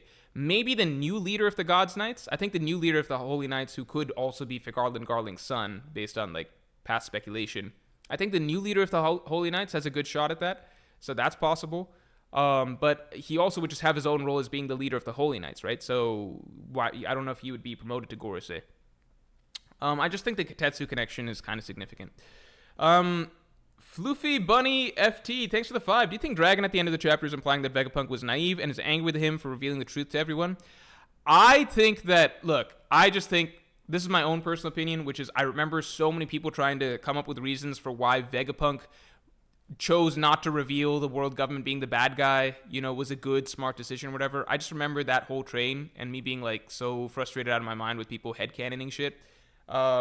And even people claiming that this is the best way to do it to not cause chaos. No, the end of this chapter establishes that this is the ideal way to cause chaos, which is tell everyone about a problem that exists, so people will frantically try and, like, scurry to solve it and just, like, apparently fight for places to live, right? And not give any indication as to how to solve the problem, which is actually don't fucking fight each other, fight the world government, right? That's all Vegapunk had to tell them. But instead he just threw a fucking bomb into a crowd and then was just like, well, now I've saved the day. You didn't save jack shit. You just threw everyone into a panic with no sense of direction of what to do next other than self-preservation, right? You just told people, hey, self-preservation is now important, not how can we direct our goals towards something that's actually going to save our asses. Anyway, as for what Dragon was thinking at the end of the chapter, I don't think he was necessarily implying that Vegapunk was naive. That's the thing where I would like to see the Viz translations as well.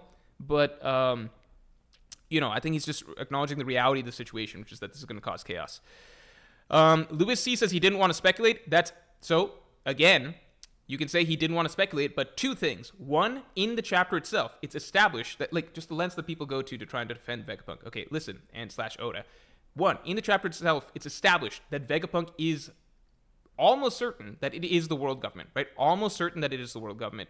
Two, Vegapunk could have gotten the information because, one, he's almost certain that it's the world government. Two, he knows who York is selling to because York spoke to Marijua. So he knows that the Mother Flame went to the world government, right? That's not speculation at that point. He knows it was a call to Marijua. Three, if he was uncertain, he had the option, which was even discussed that chapter, of trying to get the information out of York. He had that option, and he just decided, no, I don't want to do that. He's like, no, it's not worth it. Things are already in motion. I'm just going to leave that behind, right? So that's not an argument. It's just speculation. He was already almost certain that it was the world government. He had the pretty much definitive proof that York sold it to the world government. Three, he had the option of proving to himself, if he had any shadow of a doubt left, that it was the world government by forcing York to give information. He did not do any of those things, right? He did not do that, right? This wasn't something that Vegapunk wasn't sure about. He was pretty much guaranteed sure about it, and he also had the option to confirm his beliefs. He just didn't do jack shit about it, right? So all he did was just say, like, here's the problem. You guys go figure it out. I know who's behind it, but I'm not going to tell you. I've saved the world. It's that SpongeBob meme, right? Like, we saved the city, Patrick. And then these Vegapunk bozos go flying around in a cloud. Carlos says he did give them direction. He told them the solution is to find the One Piece. Well, guess what? Nobody's fucking found the One Piece in fucking 20 years. People have fucking been trying to find the One Piece. How about you fucking tell people who's the problem, which is the world government? Who's gonna shoot us, Vegapunk? Who's gonna try and kill us? Who's gonna blow us up? Who's gonna raise the sea levels? Just tell them it's the fucking world government. Just tell them it's the world government. Newsflash. Other people have already been telling the world to go find the One Piece. Have you not been reading chapter 1 of the story? Did you miss Marineford? Guess what? Everyone important who is supposed to be finding the One Piece is already trying to find the One Piece. The Straw Hats have been doing that. They're on that train. Shanks was already going to do that shit after Watto. Blackbeard's on his way. Everybody, we're all on board. We're fucking reading a story called One Piece. Nobody was...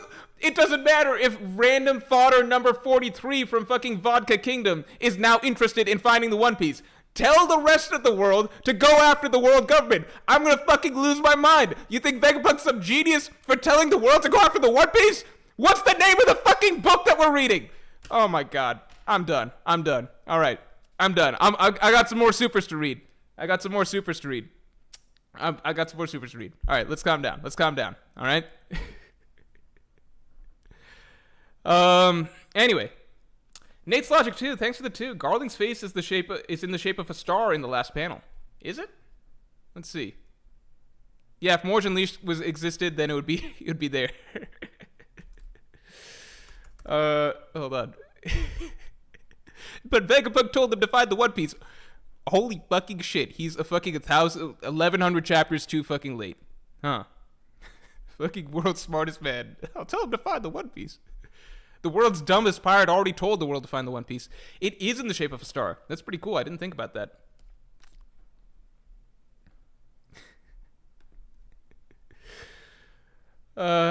Anyway. GDN, thanks for the 5. But Morge, Zoro didn't have Conqueror's Haki in the new Vivra card either. He was just unleashing Enma. It has knots around it. Oh shit. Now we're getting in trouble here. Now we're getting to a complicated situation. These fucking Vivra cards, they're gonna be the death of all One Piece discourse. Good Life, thanks for the 5. Also from the front, Garling's hair looked like a star. Elder Star / planets, and from the side, Crescent Moon. Top 2 in the verse right now, most definitely. I'm gonna do a poll real quick. How strong do people think Garling is? How strong is Garling now that he has Goresei powers? Number 2 in the world after Emu. Top 5. Top 10. Outside top 10. I think Garling, I personally got Garling easy top 5, potentially top 2, depending on who his final opponent's supposed to be. Because, like, put it this way, if his final opponent's supposed to be someone like Shanks, then obviously Garling wouldn't be number 2, because Shanks is going to beat him, so we can assume Shanks is stronger right now, unless Shanks is supposed to get a power-up or some shit, you know? Yeah, the star idea is interesting. I didn't even think about that. Like, in terms of what he's supposed to symbolize. I'm trying not to read too much into what Garling's supposed to symbolize in the Goresei hierarchy. It just seems like he's the strongest Goresei, and that's why he's being saved for last.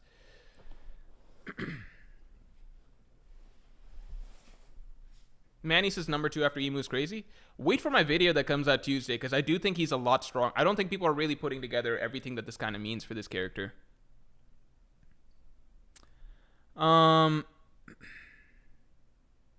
Okay, I'm gonna have to kind of move quickly through this because I'm trying to close that stream soon.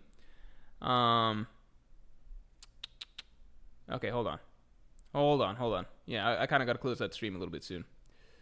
Shattered Glass, thanks a lot. So does Emu have Witchcraft Elf Fruit? The Pentagram Teleportation, Transforming People, Goresei to Animal, Live Long, and in the Woods, Pangea Castle.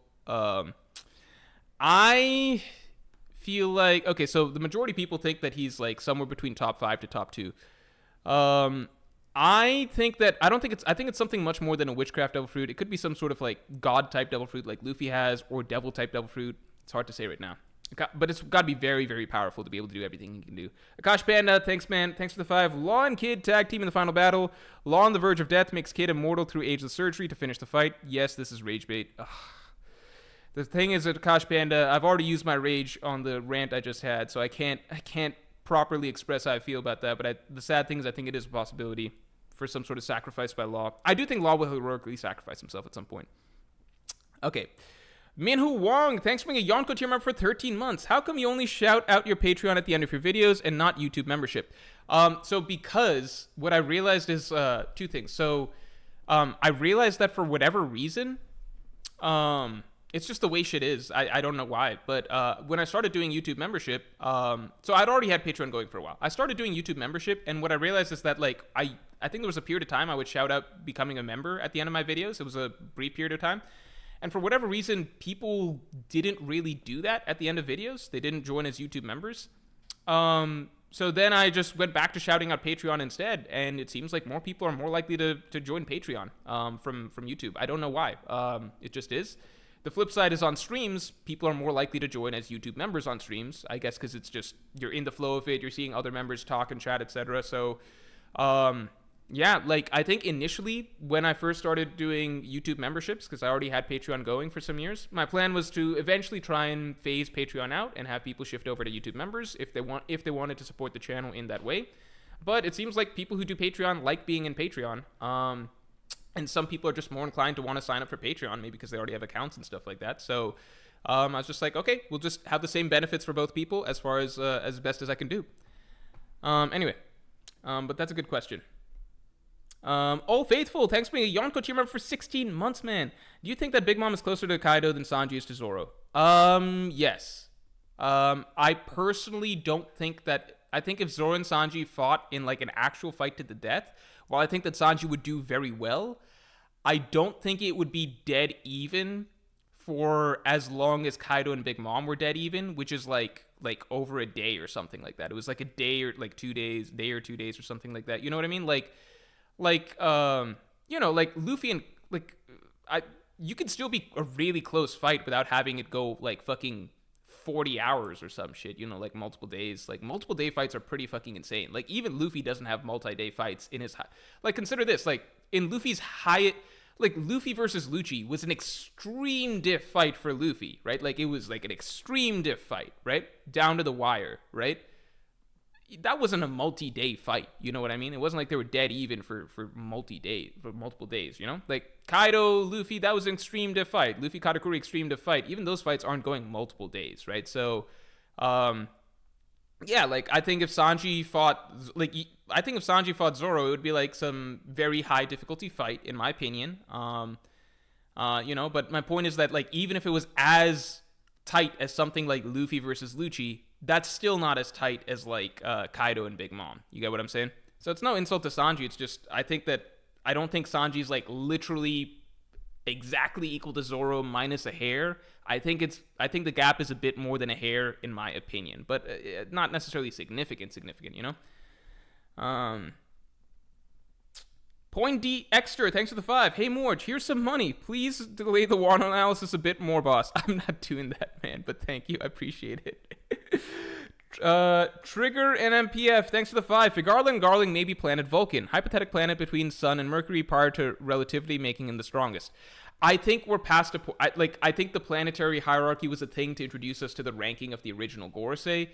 I think that from here on, like, it's just like Garling's being inserted as a special case. You know what I'm saying? I don't think he needs to literally fall into it. Because, like, think about this. There were Goresei before Saturn, right? They weren't all planetary bodies historically, you know what I mean? Like, this was just Oda's way of conveniently kind of marking out the order of the existing Goresei when we got them in the story. And then from there on, I don't think that it was, like, saying that Imu has literal planets in mind or shit like that for each person that he has as a Goresei, you know? Michael Goodwin, thanks for the 5. This confirms Garling has a demon form, werewolf to fit the moon. Garling, does Shanks have a summoning telecircle? Siv's theory. I don't think that Garling is a werewolf. I would like to think that there's something more exciting than that. I just don't think werewolf. Like, I think werewolves are cool in like certain contexts, but not when I'm looking for like all powerful, like final boss like of the entire like in a world with One Piece where there's so many powerful mythical zones. Like a werewolf seems kind of tame. You know what I mean?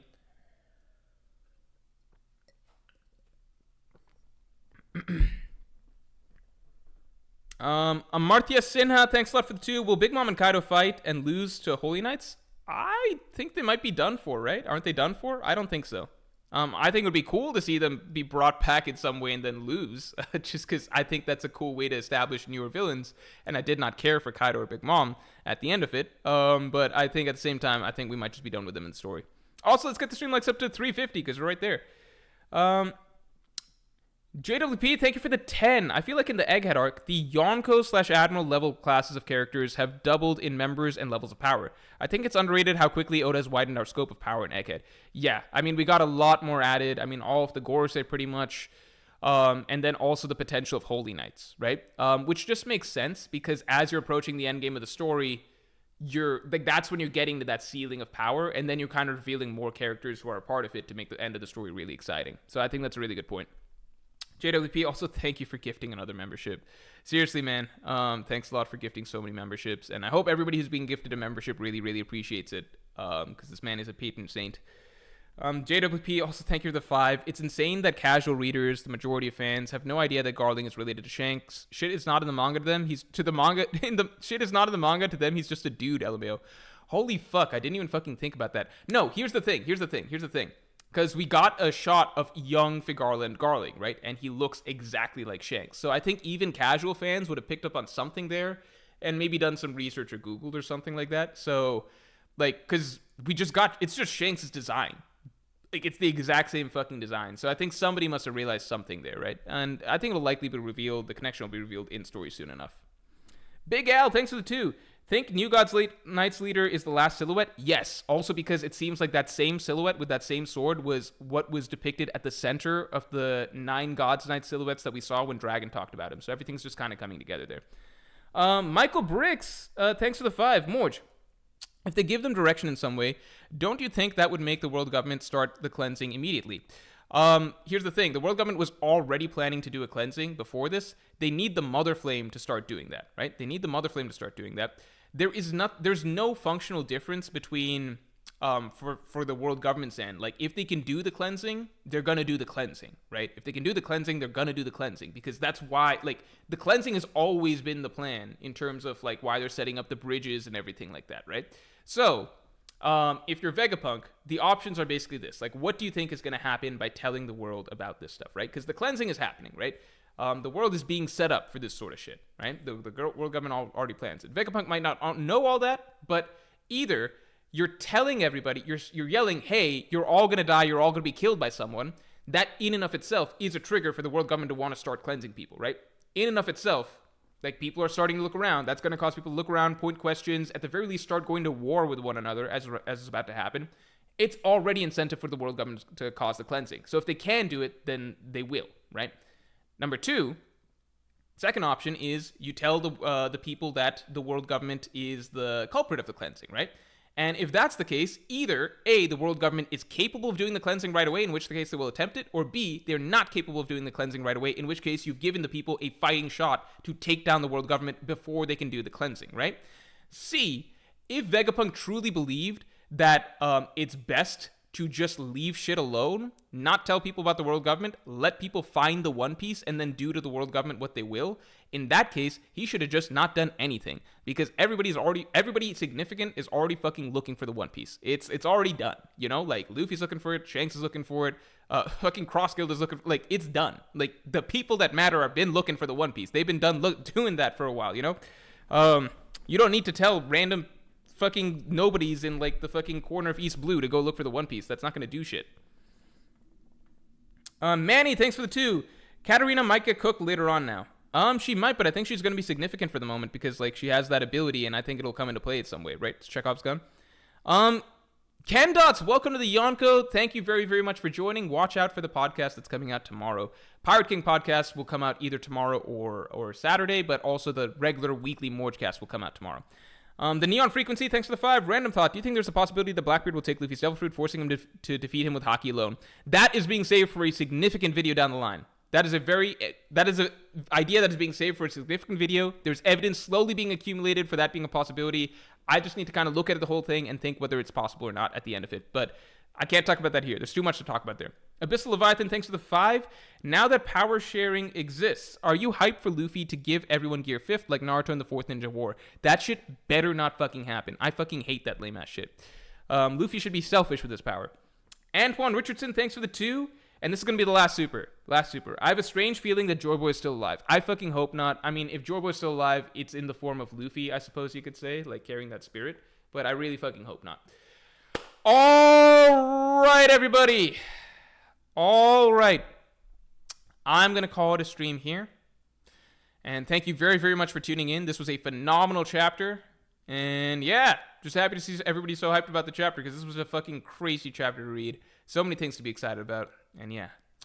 Akash Panda, this is the last one. Just because it's you and I don't want to leave a super chat unread. Thank you for the 5, man. Love that no group in this world is permanent. Warlords, admirals, emperors, and now even elders. Reinforces the passage of time as an important theme. Yeah. It's a really, really good point, man. We've seen all 4 of these groups cycle out members over time. So yeah. Thanks a lot.